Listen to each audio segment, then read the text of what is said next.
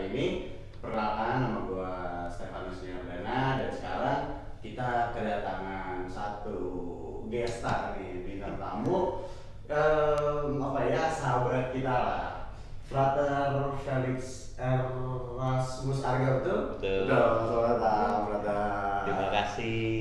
Oke, mungkin belum masih ada yang asing sama Frater ini, mungkin Frater bisa kenalan dulu kali, dari mana atau sebagai apa. Oke, nama gue Felix ya, Frater Felix. Gue sekarang jadi pendamping KMK di KMK JUS. Mungkin beberapa yang atas-atas ya, yang senior-senior ya. Kalau lihat gue tuh dulu gue gondrong sebenarnya. Iya. Tapi sekarang gue udah bertobat, udah potong rambut. Betul. Bukan kalau lihat ini Fraternya. Oke, Frater. Kesibukannya belakangan ini selain jadi pendamping KMKJ, apalagi? Ya, gue sekarang mahasiswa juga. Gue kuliah jurusan filsafat di namanya Sekolah Tinggi Filsafat Dirgantara, itu di daerah Jakarta Pusat, Cempaka Putih lah. Gitu. Jadi selain jadi pendamping KMK juga, gue adalah mahasiswa juga. Gitu. Oke. Angkatan 2022. Oh, 2022. Oke. Gini, jadi karena sekarang kita masuk ke Minggu Advent ketiga, betul betul ya? Hampir keempat. Gak tahu diuploadnya nanti kapan nih. Nah, betul, diuploadnya ya. Jadi minggu-minggu soal Advent dan Natal, aku punya mungkin pertanyaan yang menyangkut itu sih, brother. Mungkin kenapa sih kalau misalnya di menjelang Natal atau Paskah itu umat Katolik diwajibkan untuk melakukan pengakuan dosa? Oke. Kan gini ya, kalau Advent itu juga artinya kan masa penantian, masa menanti, menanti Natal, nanti kelahiran penyelamat lah. Bisa dibilang kayak gitu kan. Betul. Di Gereja Katolik sendiri tradisinya adalah bagaimana nanti ketika kita Yesus sebagai penyelamat itu sungguh-sungguh hadir saat Advent, berarti ya, sebelum Advent dan Natal, atau saat Yesus yang menebus dosa manusia dengan salibnya pada saat masa prapaskah dan Paskah itu, ya kita diminta agar ketika kita betul-betul menyambut peristiwa monumental itu, kita tuh kayak bersih gitu loh dari segala kesalahan dan semacamnya. Jadi emang betul-betul kita siap secara batin itu memang kalau Natal ya, yang menerima Yesus yang juga lahir dalam diri kita, dalam kehidupan kita gitu. Makanya ada pengakuan dosa. Tapi selain Natal dan Paskah juga boleh dong berarti pengakuan dosa? Boleh, maksudnya bukan tidak harus, saya maksudnya boleh melakukan dosa di luar Prapaskah dan Advent gitu ya. Tetapi memang biasanya gereja-gereja itu menyediakan waktu dan tempat itu ya saat Prapaskah dan Advent itu. Oke. Jadi buat teman-teman yang mungkin umat-umat napas ya, gitu. Yang banyak dosanya. Iya. Napas nikmat. Kalau misalnya gereja cuma napas nikmat. Napas nikmat apa tuh? Natal, Paskah, nikah, mati. Itu napas nikmat. Mending kita pengakuan dosa dulu sebelum kita menyambut kelahiran Tuhan kita Yesus Kristus, gitu. Jadi soal ini kan udah ada teman-teman kita ya, umat Kristiani juga yang emang memulai Natal lebih awal lah. Ya, secara dari tanggal mereka udah merayakan Natal duluan. Nah, kalau dari umat Katolik sendiri itu apakah boleh kita merayakan Natalan sebelum tanggal 25 Desember itu? Sebenarnya ya, dan sebaiknya memang tidak gitu ya. Maksudnya gini, kayak kan ada yang namanya famali tuh, kalau orang tuh belum ulang tahun, diucapin ulang tahun itu kan famali. Nah itu tuh sama, jadi kayak apa ya, ya kita sungguh-sungguh ngerayain Natalnya ya pas di tanggal 25 itu, dimana betul-betul ya itu kan tanggal yang dipilih, tentu ada sejarahnya begitu ya, kenapa tanggal 25 dipilih sebagai hari raya Natal, sedangkan Paskah kan kadang-kadang berubah ya. Nah itu ada ininya, ada simbolnya bahwa di dalam sejarah Romawi itu tuh tanggal 25 Desember tuh sebagai kelahiran Dewa Matahari. Oh dia kemana? Kalau lu nonton One Piece nggak? Gua nggak nonton. Gua hanya kalau Dewa Matahari ada namanya Ra. Oh ya. Ra itu apa? Dewa apa gitu? Ah. Yunani mungkin ya. Nah, kalau di One Piece nggak tahu nih ada yang nonton One Piece. Iya, bisa ada yang pernah. Tapi yang nonton One Piece tuh kayak Sanggatnika gitu. Sanggatnika. Jadi ya memang Dewa Matahari gitu ya. Nah itu sebagai simbol bahwa yaitu Yesus sebagai matahari yang lahir yang membuat perang bagi kegelapan di sekitarnya. Itulah kenapa disebutnya kenapa dipilihnya tanggal 25 itu dari sejarah. Ya kita tidak bisa menyangkal ya kalau memang sejarah tradisi-tradisi Katolik itu juga terpengaruh oleh budaya-budaya sekitarnya begitu ya, budaya-budaya Romawi yang menjajah Israel saat itu, juga budaya-budaya Yahudi yang saat itu juga menjadi dominan, terutama saat Yesus hidup gitu ya. Tuh. Berarti kalau sebelum ibaratnya pamali, tapi kalau misalnya mau adain Natal tapi sesudah tanggal 25 gitu di Januari, nah itu gimana menurut Frater? Nah itu tuh kalau di tradisi gereja Katolik ada namanya oktav. Oktav itu kayak kayak perayaan tapi diperpanjang 8 hari gitu. Jadi ada oktav Natal dan oktav Paskah.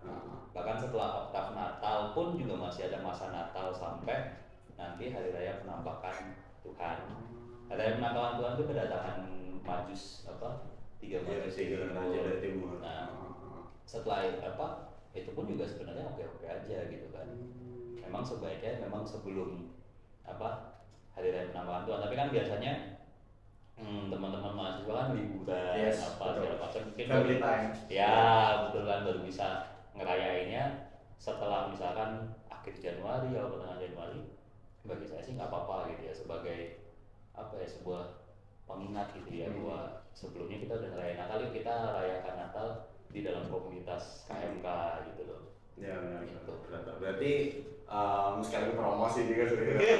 Jangan lupa datang Natalan KMK Dharma tanggal 5 Januari 2025. Sama ini Frater, mungkin menyimpang sedikit dari Natalan yang aku dengar tadi ada oktav itu kan. Tapi ini tentang kesehariannya itu adalah Angelus misalnya. Nah, Angelus kan tanggal jam 6 pagi, 12 siang, jam 6 sore misalnya gitu kan. Tapi ibarat kalau kelewat 2 menit, 3 menit, apa ada batasan kayak udah 6 lewat 10 nih udah nggak bisa lagi Angelus. Atau itu ada ini nggak aturannya, atau emang sebaiknya jangan jauh-jauh dari jam yang udah ditentukan gitu? Sebenarnya nggak ada aturan fixnya ya, maksudnya kayak kelewatan berapa menit, tapi ya tentu ya jangan terlalu jauh gitu ya. Karena yang penting tuh kalau dalam doa Yesus memang bukan masalah udah kelewatan nih berarti kita nggak boleh atau segala macam, tapi lebih ke hatinya gitu. Kalau niatnya memang untuk mendoakan Angelus itu kan sebenarnya untuk mengenang bagaimana Tuhan Allah itu menjadi manusia kan. Sebagai karya keselamatan. Dan kalau memang hatinya memang pengen mengenang itu, mengingati dan mendoakan itu ya sah-sah saja, tapi tentu saja jangan terlalu jauh gitu. Itu aja sebenarnya. Sabda suruh daging. Kan Maria menerima kabar dari malaikat Gabriel. Oke. Sebenarnya itu yang menjadi tabu sih Frater dari mungkin mahasiswa atau orang muda Katolik lah ya. Terutama KMK Dharma, anak KMK lah. Udah jam 6 udah lewat. Nih Angelus gak? Yaudah Angelus aja gitu. Gitu. Oke, kita balik lagi ke masa Advent dan Natal ya. Mungkin seperti yang udah teman-teman jalankan di misa-misa mingguan gitu. Dan ini sih pertanyaan Frater, kalau di masa Advent kenapa ordonariumnya itu memakai bahasa Latin? Kenapa nggak kayak biasa aja gitu, pakai bahasa Indonesia? Memang secara umum gitu ya, tentu tidak ada larangan atau tidak ada keharusan untuk memakai bahasa Latin gitu ya. Tetapi bagaimana memang ada ordinarium yang memang khusus untuk masa Advent gitu, masa penantian. Kan ada ordinariumnya memang khusus gitu kan di masa Advent itu tadi. Nah memang kalau kita mau kembali ke aslian atau kepada versi aslinya Ordinarium yang versi Advent itu, memang itu dalam bahasa Latin. Jadi memang tidak ada keharusan sebetulnya, tapi memang sudah ada versi-versinya kan, ada Ordinarium untuk versi Advent, untuk apa Paskah gitu dan semacamnya. Tentu sudah ada translationnya ke bahasa Indonesia, jadi memang tidak keharusan, tapi biasanya orang-orang tuh kayak pengen kembali ke lagu aslinya gitu, yang Gregorian, yang bahasa Latin gitu. Ya, makanya umumnya tuh pakai bahasa Latin, tapi apakah harus pakai itu atau enggak, sebenarnya tidak ada keharusan gitu loh. Terus gitu. Sama ini sih brother, membahas tentang misa juga misalnya. Kan kadang ada doa syukur agung, kan ada banyak banget ya brother. Iya. 1, 2, 3 dan lain-lain. Nah itu ada ketentuannya juga brother, misalnya kayak misa malam Paskah kan doa syukur agungnya malam Paskah ya Vigil itu paling panjang tuh brother. Betul. Nah itu diambilnya dari misalnya karena kita sedang merayakan apa gitu, jadi doa syukur agung yang ini gitu. Itu sudah ditentukan juga kayak ordinarium atau sebenarnya ada penentuannya juga. Jadi kalau di buku tata perayaan Ekaristia TP itu ada misalkan doa syukur agung pertama, itu memang doa syukur agung yang panjang ya, ada beberapa kayak rasul-rasul, santo-santa yang awal yang kemudian disebut gitu ya. Kemudian yang biasa kita pakai sebenarnya ordinarium yang kedua. Nah juga ada lagi namanya ordinarium untuk rekonsiliasi. Nah itu biasanya itu buat misa-misa kayak misalkan misa pemakaman. Jadi memang apa ya, tergantung maksudnya misanya itu mau nuansanya seperti apa. Nah, misalkan kalau lagi retret penyembuhan luka batin juga bisa tuh pakai ordinarium untuk apa, rekonsiliasi tadi. Jadi memang gereja memberikan tawaran gitu ya, nuansa misanya tuh mau seperti apa, tapi memang juga ada ketentuan, misalkan tadi malam Paskah ordinarium 1. Ya, betul. Tetap ada ketentuan itu, tapi memang biasanya yang dipakai itu ordinarium yang kedua. Doa syukur agung kedua biasanya. Biasanya.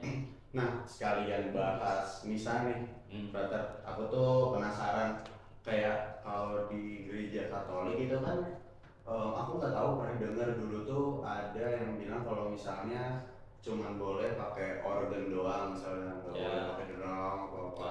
Cuman dari yang pernah aku lakukan dulu, aku SD tuh aku main gendang kata. Pemain gendang. Nah terus yang bawa ini tuh kolintang dari SD ku Strada, aku main gendang gitu. Dan juga pernah juga di gerejaku itu ada misa kayak misa Jawa gitu, jadi pakai gamelan dan lain-lain. Nah itu maksudnya itu kan juga berisik Romo. Romo. Nah, Romo. Nah, maksudnya kayak itu sah-sah aja atau sebagai apa sarana? Jadi sebenarnya kan pemakaian budaya, namanya kalau di gereja Katolik itu inkulturasi ya. Nah itu kan pemakaian budaya itu kan baru sejak Konsili Vatikan kedua tahun 60 sampai 65. Itu dimana kayak gereja itu mencoba untuk masuk ke budaya tertentu agar pewartaan atau iman Katolik itu bisa semakin dihayati oleh orang yang dalam budaya tersebut gitu loh. Nah karena ada ini secara ini agak susah secara teologis ya. Apa? Tuhan itu pun juga masuk ke dalam sebuah budaya tertentu kan. Kelahiran Yesus itu dalam budaya Yahudi, budaya Israel itu pun juga dia masuk ke dalam budaya-budaya tertentu. Budaya tertentu selalu budaya. Nah makanya akhirnya gereja saat Konsili Vatikan kedua itu melihat bahwa ini juga penting untuk memasukkan budaya, misalkan budaya Jawa, bahkan budaya pop ya, pakai drum, pakai ini. Ada misalkan kayak misalnya EKM itu beberapa kali yang gue ikut, ada yang pakai gitar, ada yang pakai band. Itu agar apa? Agar orang-orang yang menghidupi atau hidup dalam budaya tersebut tuh juga bisa bertemu Tuhan gitu. Juga kan kalau biasa misalkan ya orang-orang Jawa yang sudah senior gitu kan ya, biasanya kan kalau pakai gamelan tuh katanya lebih maknya sih lebih masuk gitu kan, lebih syahdu. Nah kayak gitu itu contoh-contohnya. Jadi maksudnya sah-sah saja, tapi memang baru sejak tahun 65 itu baru gereja mulai terbuka terhadap budaya-budaya. Kan sebelumnya kan misalnya cuma pakai bahasa Latin, ordinarinya pakai bahasa Latin, apa romonya ngadep ke tembok dan semacam itu kan budaya Romawi, budaya Yunani gitu Ya, kan. ya. Misa Tridentin namanya itu misa sebelum atau prakonsili. Memang sekarang masih ada beberapa gereja yang masih mengingat atau masih melaksanakan misa-misa seperti itu. Tapi kan jadinya akhirnya tidak dipahami umat, tidak bisa diayati dengan lebih baik gitu. Itu sih. Berarti bukan Katolik Jawa ya, bukan Ya. Katolik Batak, tapi kayak Katolik cuma satu aja Ya. gitu ya. Bisa inkulturasi gitu ya Mbak ya. Oke. Banyak yang bisa digali ya Mbak dari misa yang emang kita ikutin setiap minggu. Ternyata kalau kita pahamin seluk-beluknya itu artinya dan sejarahnya sangat berbayang sekali.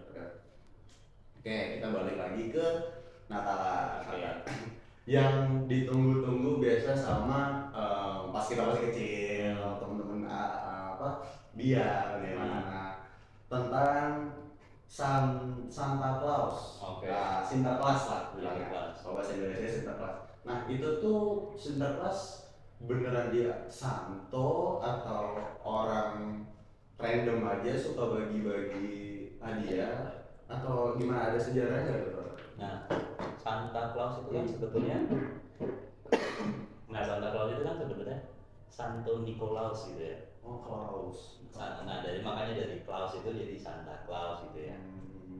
Sebenarnya kalau soal bagi-bagi hadiah, gue kurang paham gitu ya, maksudnya sejarah dan semacamnya. Tapi memang Santo Nikolaus itu memang saat itu dirayakan tanggal 25 Desembernya itu. Oh, barengan berarti namanya. Iya, Santo Nikolaus. Nah, jadi Santa Claus. Soal hadiah, soal dia naik apa? Rusa. Dan semacamnya. Rusa. Itu sebenarnya juga gereja itu ya tadi ada asimilasi atau ada budaya namanya budaya pagan yang memang masuk gitu ya. Itulah yang ada, makanya kenapa ada pohon Natal. Kenapa kok misalkan ada hiasan buah apa namanya? Yang bunder-bunder di pohon Natal gitu ya. Kenapa ada? Nah, kalau buah Natal kan memang ada di kitab suci gitu ya. Yesus lahir di kandang gitu ya. Nah, tapi kalau pohon Natal itu ya tadi ada budaya di daerah, kalau gue nggak salah daerah Jerman, pohon Natal ya masuk itu tuh mereka melihatnya kan itu sebenarnya pohon pinus ya, pohon pinus kan. Pinus itu kayak kalau musim dingin, Natal kan selalu ada musim dingin, itu tidak gugur sama sekali dan daunnya itu masih hijau. Kokoh lah dia. Kokoh. Itu juga sebetulnya sebagai simbol gitu bahwa ya tadi apa Yesus yang lahir itu pun juga memberi kehidupan bahkan pada masa-masa dalam tanda kutip ya masa kegelapan, masa musim dingin itu kan kayak semua tanaman tuh menggugurkan ini, semua kayak mati gitu ya. Iya. Nah, akhirnya makanya pohon Natal itu jadi simbol sebetulnya. Lagi-lagi Mama mainnya tuh kayak main simbol, jadi simbol yaitu kehadiran Yesus sebagai sebuah yang memberi kehidupan gitu kan. Nah, kalau bulet-buletannya itu sejauh yang gua tahu itu sebenarnya itu soal Adam dan Hawa. Jadi kayak itu tuh kayak apel ininya. Jadi sebenarnya bahwa ya Tuhan itu juga sebagai pencipta manusia gitu loh. Itu untuk mengingatkan kepada Adam dan Hawa. Sebenarnya lebih ke sana. Terus kalau bintang ya itu kan bintang apa namanya yang bintang yang mengalahkan 3 majus itu kan. Nah itu, jadi sebenarnya dalam Natal itu banyak sekali simbol-simbol yang sebetulnya bermakna. Cuman sekarang tuh kayak di komersial kan gitu loh. Jadi kayak dijual lah, di apa. Jadi akhirnya makna Natal atau simbol-simbol tadi yang sebetulnya bermakna yang bisa mengantar kita mungkin makin dekat ke Tuhan, jadi kayak berbelok gitu loh. Itu sebenarnya. Justru aku kalau baru tahu itu kalau misalnya bulat-bulat itu lebih menghargai ke si apel yang di ini ya. Ya. Oke, tapi berarti kan ya tujuannya biar kita sambil merayakan lah ya Natal kalau Natal. Berarti dalam tanda kutip tidak diwajibkan Sebetulnya enggak. Cuma biar meriah aja. Ya karena tadi budaya sudah mulai dikomersialkan itu tadi. Oke. Jadi ada ini pertanyaan dari salah satu teman KMK. Boleh nggak sih dengar lagu Natal pas Advent? Ya. Ya sebenarnya nggak ada larangan, tapi kan namanya genre lagu masing-masing juga sama. Ini kan, ya kan apa ya? Yang bukan nggak ada larangan, tapi maksudnya adalah itu juga untuk mempersiapkan diri kita untuk menyambut Natal. Toh juga banyak lagu-lagu yang misalkan White Christmas gitu ya. Itu kan sebetulnya apa ya? Ya dia cuma pakai kata White Christmas, tapi arti dalamnya kan sebenarnya beda, bukan sebuah bukan Natal itu sendiri kan. Kalau gua secara pribadi itu kalau kita mau mengenal Natal lebih dalam, itu tuh lagu yang paling pas tuh malam kudus. Karena memang kelahiran Yesus itu memang betul-betul kayak gak dirayain. Kayak di Bethlehem itu kan sebenarnya kota, desa lah, tepatnya desa yang di luar kota besar Yerusalem gitu kan. Nah jadi itu memang sepi kan di kandang ya, di kandang domba, kan di padang gurun, dan itu musim dingin. Iya betul. Ya kan, jadi nggak tidak banyak aktivitas yang dilakukan oleh peternak domba itu, dan kemudian betul-betul sepi, sunyi, dan itu bukan kayak kelahiran Raja Dunia. Betul-betul kayak ya udah kayak lahir biasa, malam-malam sepi gitu ya, mungkin sinar atau belum ada lampu kan, mungkin pakai penerangan yang kurang dan semacamnya.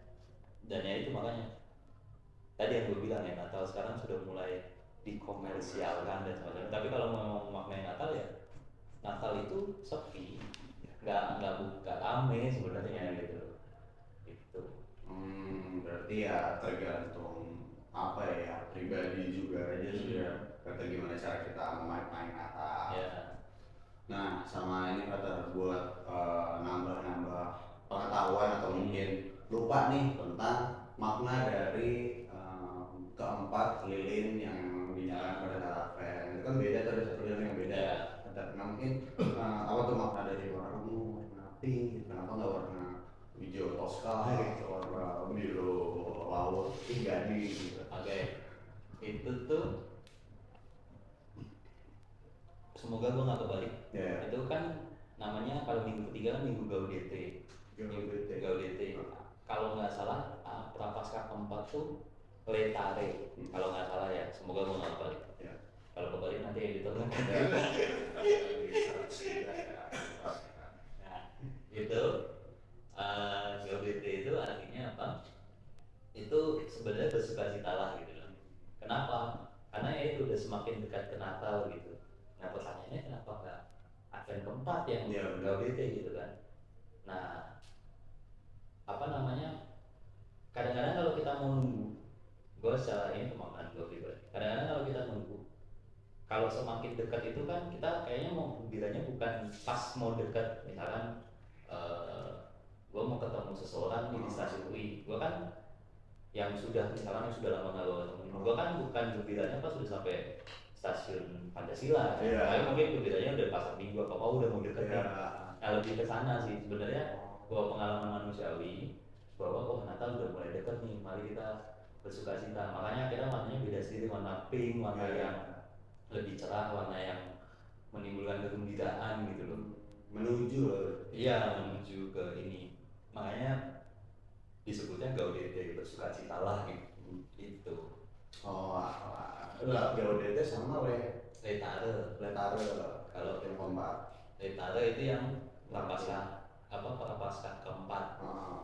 Itu dua minggu yang cukup unik gitu ya, karena romonya biasanya ya itu pakai kasulah pink. Kemarin juga minggu kemarin kan kasulah pink kan. Kasulah pink kayak Power Ranger pink gitu kan. Nah ini teman-teman coba dilihat nanti kalau misalnya keluar di kuis Modi. Kuis apa? Modi yang ngajar agama kan? Udah enggak? Masih kan? Di ini Modi Gunadarma itu tahun depan tapi. Iya. Waktu itu di homily apa ya disebut apa pagi, sama pagi. Kuis ini tadi juga udah ada di Instagramnya ada Holy Quiz, ada Holy Quiz itu kayak tentang warna-warna dan lain-lain apa santo santa gitu. Nah mungkin buat Natal apa ya sebelum kita beranjak ke topik berikutnya kita masih ngomongin seputar Natal, cuman lebih ke apa ya filosofinya lah. Mungkin menurut Frater atau yang emang Frater udah pelajari dan lain-lain, filosofi Natal di kehidupan sehari-hari mungkin Pak yang bisa yang iya yang dapat dimaknai dalam gambaran filosofi. Ya, ya. Ya mungkin tadi ya gua mau garis bawain soal ini. Natal itu sepi, nggak ramai gitu loh. Jadi kayak misalkan teman-teman Natal nggak bisa pulang, apalagi Bunda kan nggak tahu ada libur nggak habis udah sini. Libur, oke agak ini ya sedih ya kalau libur Gunadarma ya, tapi ada lah, tapi Ada. beberapa minggu. Jadi maksudnya kayak itu bagi gue pribadi itu ya Natal tuh bukan suatu hal yang ramai seperti yang diberitakan di misalkan kalau kita masuk mall kan udah kayak 24 jam malah 24 jam sehari motornya gitu terus kan. Apa lagu-lagu Natal terus pohon Natal yang kelap-kelip bukan sesuatu hal yang heboh seperti itu, tapi kalau kita mau masuk makna lebih dalam ya memang Yesus itu pun lahirnya dalam kesepian, cuma ada apa Yusuf, Maria dan bayi Yesus gitu kan. Baru kemudian nanti setelah itu gembala datang, itu pun juga diumumin sama malaikat. Kalau nggak diumumin sama malaikat, mereka juga nggak akan tahu. Ini ada lahir juru selamat, kayak bayangin aja juru selamat Tuhan lahirnya di kandang. Iya Tuhan. Kan Tuhan yang jauh lebih tinggi dari kita lahir di rumah sakit ada AC dan semacamnya, atau misalnya di klinik di puskesmas. Tuhan lahirnya di kandang. Ininya apa namanya diletakinnya di palungan tempat makan ini kan, jadi kayak ya itu bagi gue pribadi mungkin bisa buat semangat gitu ya teman-teman yang nggak bisa tidur apa segala macam ya. Memang Natal itu nggak aslinya gitu ya, nggak seperti ini, nggak seperti yang diberitakan oleh media, yang diinin oleh mall-mall dan macam-macam. Tapi memang betul-betul dia lahirnya sepi, tenang, tapi itu ya itu juru selamat gitu. Ya, nggak yang heboh. Iya. Wah Tuhan datang, Tuhan datang, ramai gitu. Tapi kalau misalnya menurut aku sendiri berarti filosofi Natal buat keseharian tuh lebih ke gini sih. Menurutku Yesus lahir nggak cuma di tanggal 25 Desember doang, tapi sepanjang ibarat lahirnya sukacita gitu kan. Yeah. Ibarat kita lagi dapat sesuatu yang memang kita dambakan, kita impikan. Nah disitulah lahirnya sukacita, disitulah lahirnya Tuhan, dan kayak ya itu yang harusnya bikin ingatan kita kayak ya gue dapat ini semua ya karena Tuhan dan untuk Tuhan gitu. Jadi gak ada alasan apapun buat kayak meninggalkan Tuhan lah, karena ya gue udah bisa dapetin ini semua gitu. Jadi Tuhan tuh selalu lahir kapanpun itu, dimanapun itu, di dalam diri kita juga. Gitu. Oke, lanjut ke ini. Di sini ada pertanyaan untuk jadi setelah Natal kita bakal merayakan tahun baru. Nah, tapi kalau misalnya di ya enak lagi bilang gini aja, di Katolik itu kita merayakan tahun baru itu sah-sah aja atau kayak ada apa ya, tahun baru kan nah filosofi lagi nih, tahun baru kan dia kita umurnya mungkin berkurang, ngapain dirayain atau gimana, tapi ya tahun baru sendiri menurut Katolik itu kayak gimana? Kalau soal umur berkurang, gue sih gini ya, benar-benar dia setuju tahun baru tuh umurnya selalu berkurang, tapi kan pada akhirnya umur yang berkurang itu semakin mendekatkan kita pada Tuhan. Iya. Karena bisa pada kematian gitu kan, iya kan, jangan langsung gitu.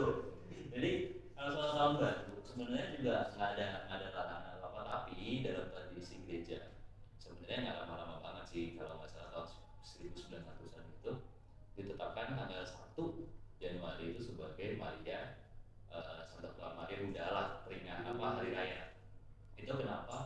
itu sebenarnya mau nunjukin aja bahwa bagaimana Maria gitu ya punya peran sentral dalam atau ini apa namanya dalam mendidik Allah yang menjelma menjadi manusia, dalam mengasuh sampai akhirnya dia menjadi penebusan bagi dosa-dosa kita. Gampangannya kayak gitu. Jadi kayak Maria itu bukan cuma bunda dari sisi manusiawinya Yesus, tapi juga Maria itu juga bunda dari sisi ilahinya Yesus gitu loh. Dan kenapa dirayakan tanggal 1 itu mau menunjukkan seberapa vitalnya atau seberapa pentingnya peran ini gitu. Itu. Jadi tahun baru silakan itu sasa, malah kadang-kadang kan jadi momen apa ya, momen merenung gitu ya tahun ini, atau enggak misalkan mau mengadakan resolusi tahun baru gitu kan, betul. yang adalah resolusi tahun sebelumnya yang tidak dijalankan gitu Iya. gitu. Terus diulang. Ya, tapi kan itu jadi oh tahun ini gue udah dapet apa aja nih, oh gue udah syukur gue misalkan kemarin semester kemarin IP gue 4 misalkan kayak gitu kan, atau enggak oh gue memang bersusah payah apa namanya belajar tapi ternyata gue sampai target IP gue berapa, itu kan bersyukur. Terus gue udah misalkan udah ada pengalaman magang, udah ikut seminar bootcamp dan semacamnya, sertifikasi dan semacamnya, itu kan jadi momen kita bersyukur juga kan, udah setahun nih lewat. Nah tahun depan gue mau ngapain nih, mau apa nih, ada planning makanya ada resolusi dan semacamnya kayak gitu. Jadi kayak lebih ke refleksi diri dan juga kayak lebih mensyukuri aja sih, oh Tuhan udah ngasih gue sih banyak ini gitu. Itu kalau tahun baru tuh kayak gitu. Nah, berarti ngomongin tahun baru sekalian, Pak. Nah, kan kalau di apa ya di aku kan Batak. Nah, kalau malam tuh tiap malam tahun baru namanya Mandokata. Jadi ya bilang makasih lah, apa mau nyampein apa dan lain doa. Tapi kalau dari Katolik itu sendiri ada ini enggak kayak tradisi merayakan tahun baru gitu kan, ada juga misa tahun baru kan. Tapi kalau misalnya kayak entah tradisi dari mana gitu untuk merayakan tahun baru itu ada nggak? Sebenarnya sih nggak ada sih, pada akhirnya ya itu kembali ke apa namanya ke pribadi masing-masing. Secara Katolik sendiri nggak ada ya, paling tradisinya tadi ya tanggal 1 Januarinya itu kita merayakan itu tadi Santa Maria Bunda Allah. Tapi secara tradisi untuk merayakan tahun baru apa segala macam itu nggak begitu ini apa ya, nggak ada lah istilahnya. Ya paling kan biasanya kita makan-makan ya tadi bersyukur, terus pas udah jam 00 doa biasanya kan kayak gitu kan. Atau ya memang sekarang juga bukan berapa ya, hampir semua gereja terutama di Jakarta gitu kan ada kayak misa tahun baru dan semacamnya, itu kan lebih kayak kita mau bersyukur aja gitu ya. Mau bersyukur bahwa udah disertai Tuhan nih selama setahun, terus kita memohon rahmat, memohon penyertaan Tuhan untuk 1 tahun ke depan. Lebih ke sana gitu. Jadi sebenarnya misa tuh nggak apa ya, nggak harus sesuai tradisi. Kan ada juga kayak misa misalkan apa namanya misa syukur kelulusan misalkan kan, kalau KM Gunadarma mau buat gitu kan ya bisa-bisa aja. Misa syukur kelulusan apa segala macam. Jadi lebih untuk apa ya misa itu ada sih misa mingguan dan sebagainya, tapi memang ada misa di mana ada intensi-intensi khusus yang hendak didoakan. Ya betul. Oke. Sebentar mungkin satu pertanyaan tambahan sih untuk menutup sesi podcast kita ini. Mungkin jadi pertanyaanku pribadi juga, jadi pertanyaan banyak orang juga, mungkin anak-anak muda di luar sana. Sebenarnya itu Romo itu boleh merokok atau ada boleh merokok atau tidak gitu. Soalnya kan tabu banget ya katanya ada ininya, ada ayatnya apa dari pandangan Pak sendiri gimana? Boleh tidaknya Romo merokok atau enggak itu sebenarnya tergantung organisasi atau diosesannya. Bekasi contoh. Jadi teman seminaris gua masuk Projo Bandung.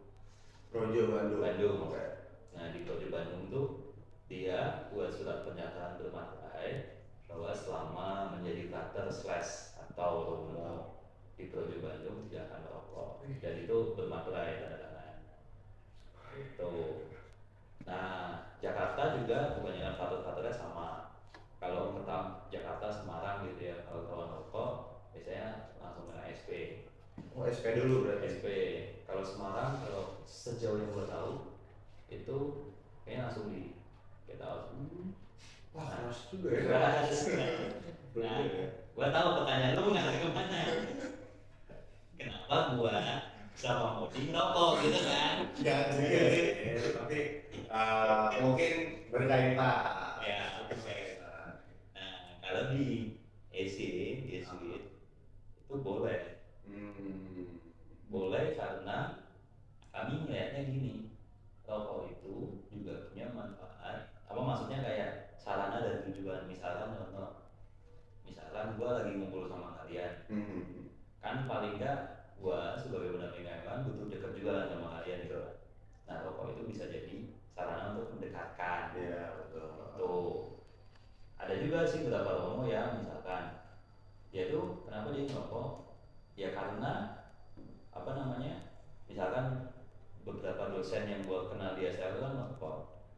Nah, itu dia kalau misalkan nggak ngerokok nggak bisa fokus baca atau apa nyiapin bahan studi, jadi kayak itu ninggalin fokus. Saya memang itu ini sih, jadi lebih ke sana sih. Bahkan ini tanggal biar lagi yang nonton ya. Ini kan tanggal 20 Desember. Nah, itu sebenarnya Bapak Kardinal Darmawan itu ulang tahun ke 90. Tahun hari ini persis 20 Desember hari ini. Nah, ada jokes, ini jokes lucu sih, bahwa Bapak Kardinal itu pernah sebelum kami ketemu dengan Paus ya pada Yesus itu kan kumpul di Kanisius. Terus dia ya biasa kan ada beberapa romo-romo, saya juga ikut ya saat itu kan sampai waktu itu. Terus Bapak Kardinal datang sambil ngejokes dan sambil merokok. Kalau kalian mau umur panjang, rokok lah. Tapi intinya gini, bahwa Bapak Kardinal saat pensiun itu kan dia sakit matanya apa segala macam. Tapi entah kenapa ketika dia di rumah sepuh dan dia mulai merokok, tambah sehat. Gue bukan makanya gue bukan menormalisasi perokok. Ya. Tapi ya itu cuma jokes-jokes begitu saja. Pada akhirnya itu sebenarnya pilihan hidup aja sih. Iya, betul. Lebih ke sana sih gitu loh.